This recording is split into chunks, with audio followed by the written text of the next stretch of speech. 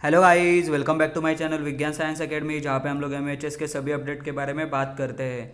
तो गाइस, आपके hall ticket जो है वो रिलीज़ हो चुके हैं, वेबसाइट पे आ चुके हैं। कुछ मिनिमम कंडीशन है, मिनिमम क्राइटेरिया भी दिया है आपको एग्ज़ाम के लिए, जो कि आपको समझना इम्पोर्टेंट है। तो वीडियो स्टार्ट टू एंड पूरा देखिएगा, अदरवाइज़ आपको वो क्राइटेरिया नहीं समझेगा। तो यहाँ पे जैसे कि हम लोग बात कर रहे हैं यूजी एग्ज़ाम के बारे में, तो summer 2020 UG final year except BSc paramedical and first MBBS old only. ठीक है, तो यहाँ पे दो जन का एक्सेप्शन दिया है, बीएससी पैरामेडिकल वालों का फर्स्ट ईयर और फर्स्ट एमबीबीएस ओल्ड बैच।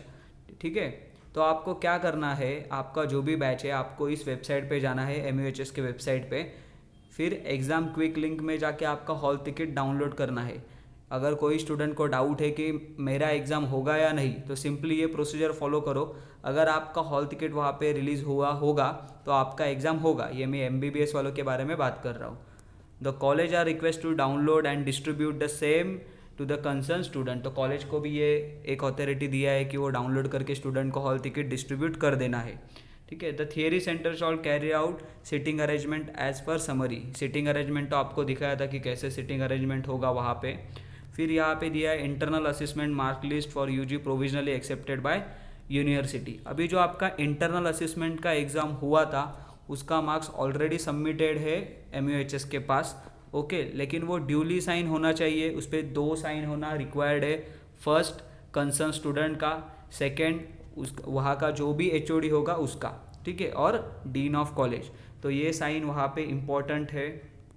फिर अगर हम लोग 5th पॉइंट के बारे में बात करेंगे, reconfirm the fulfillment of attendance and internal assessment criteria before issuing hall ticket। ठीक है, तो आपको जो भी कॉलेज है, ये एक्चुअली कॉलेज वालों के लिए बहुत वैलिड पॉइंट है। अगर किसी स्टूडेंट का अटेंडेंस कम है तो उसे एग्ज़ाम में नहीं बैठना देना चाहिए। ठीक है, अगर यहाँ पे आगे जाके वही नोटिस दिया है, if any student is found not eligible for a particular subject then necessary entry on his और her hall ticket mark by NE not eligible करके लिखना है रेड पेन से।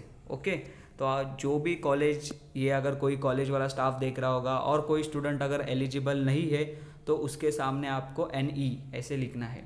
इन case of not eligible candidate it shall entire responsibility of a college to restrict such candidate appear for practical examination of concern subject. तो ये कैसे find out करेंगे कि ये स्टूडेंट है या नहीं है एलिजिबल? तो ये पूरा जो रिस्पॉन्सिबिलिटी दिया गया है वो कंप्लीट रिस्पॉन्सिबिलिटी दिया गया है कॉलेज को। तो ये कॉलेज का रिस्पॉन्सिबिलिटी है कि अगर वो एलिजिबल है तो ही उसे अप्रूव करे, या फिर उसके हॉल टिकट में NE ऐसे लिखे।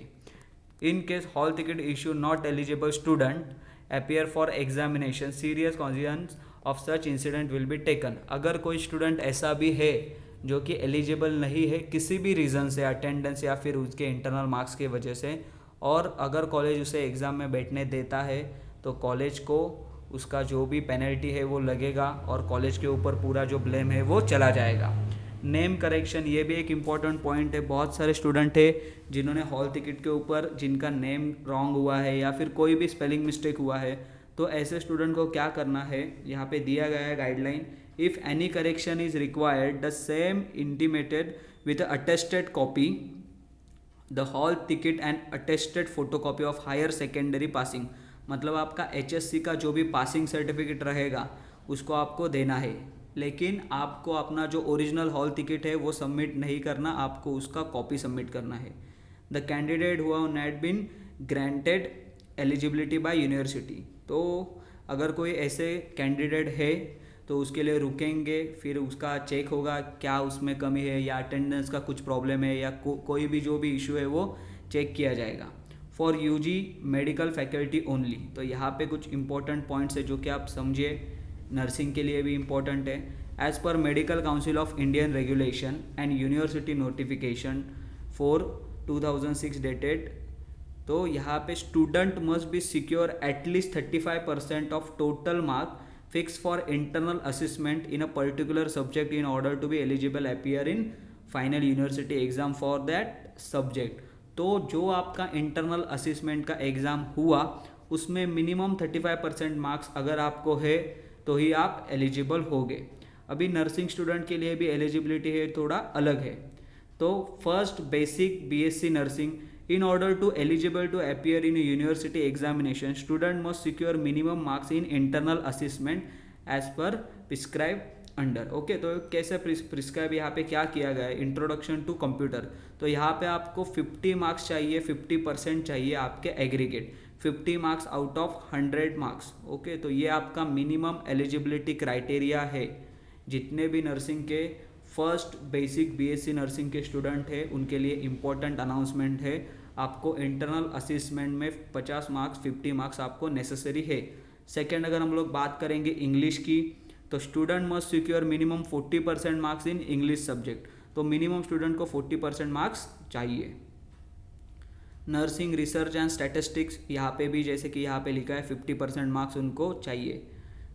First post BSc nursing, student must secure minimum 33 marks in English subject, 33% marks in English subject. तो ये एलिजिबिलिटी है जो कि हो सकता है कि स्टूडेंट को पता हो, लेकिन कोई कोई फर्स्ट ईयर के स्टूडेंट ऐसे भी हो सकते हैं जिनको ये एलिजिबिलिटी क्राइटेरिया पता नहीं हो, इसलिए मैं ये डिटेल में बता रहा हूँ। ये नोटिस आपके वेबसाइट पे भी आ चुका है, तो आप वहाँ पे जाके डिटेल में पढ़ सकते हैं। कुछ कुछ पॉइंट्स है जो कि मैंने स्किप किए हैं, ठीक है। लेकिन यहाँ पे एक इम्पॉर्टेंट अनाउंसमेंट वही है कि आप जाइए अपना जल्दी से जल्दी हॉल टिकट कलेक्ट करिए। अगर उसमें कोई भी प्रॉब्लम आता है, सिग्नेचर आपका कोई भी कैरेक्टर मतलब स्पेलिंग मिस्टेक वगैरह हो, तो जो भी हो आप करेक्शन करा लो, ओके, क्योंकि वही नाम आपका रिजल्ट के ऊपर प्रिंट होने वाला है, तो आगे जाके आपको प्रॉब्लम हो सकता है।